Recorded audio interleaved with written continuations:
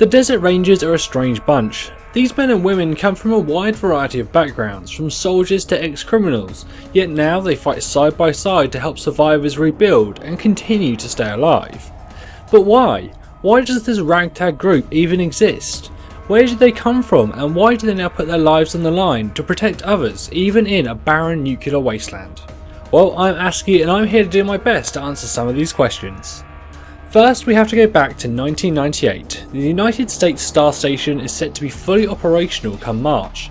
However, the Soviet Union claims it's nothing more than a military launching platform, and this begins to alarm those not allied with the US. Many governments begin to choose sides in this argument as things begin to scale out of control. 2 weeks before the Star Station is due to become fully operational, it transmitted a distress signal. Immediately after this message is sent, most of the satellites orbiting the planet were destroyed, leaving the world's great powers blind. To this day, no one knows why this happened and where the signal came from. During the panic, each country sent 90% of their nuclear arsenals into the sky, devastating most of the Earth. However, the destruction was not complete. Small pockets of civilization survived, and one of these would become the Desert Rangers. While the powers that be rained destruction down upon one another, a company of US Army engineers was in the southwestern deserts building bridges over dry riverbeds. They were located deep in one of the most inhospitable valleys of the desert, with nothing nearby but a few survivalist communities and a newly constructed prison to the south, built to hold the most dangerous criminals and those sentenced to death. As war broke out and the nuclear attacks began, the engineers took shelter in the prison, expelling the prisoners to complete their sentences in the desolate wastes. While they were seemingly safe from the bombs, the Rangers would still have heard radio reports of their home cities and states being decimated one by one, as seemingly the whole world ends around them. The sound of bombs faded and time went on, but new threats emerged. The animals of the desert rapidly mutated into monstrous beasts, but equally as monstrous were the humans. Murderers, cultists and cannibals roamed the desert, attacking any of the small communities they crossed paths with. Many of these were inmates of the former prison, but not all.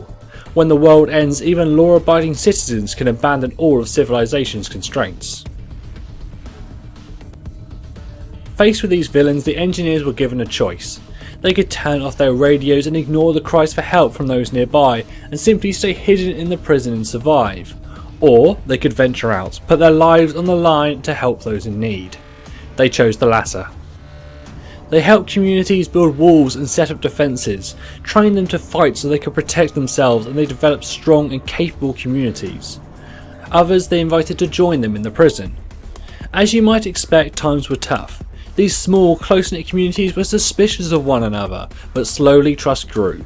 A community was formed across the desert, and out of the prison grew what would one day become the Ranger Center.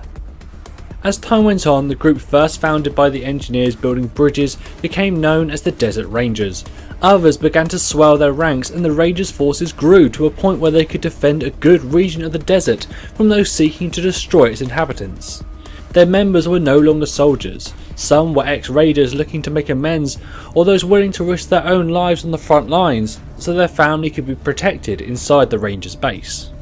Eventually, after the events of the first Wasteland game, the Rangers moved their base to the more secure Guardian Citadel, which offered more room and access to weapon manufacturing.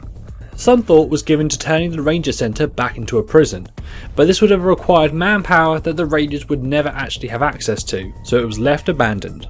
It's been over a century since the first bombs fell, and the Desert Rangers have become a strong and well-respected force in Arizona. While some of their actions may sully their name in the minds of the few, the majority respects the Rangers and rely on their protection to bring about a new and better human civilization. If you want to find out more about the Rangers or anything else related to the game, I recommend you check out wasteland.gamepedia.com. Don't forget to like and subscribe, but for now I've been Aski, and thank you for watching.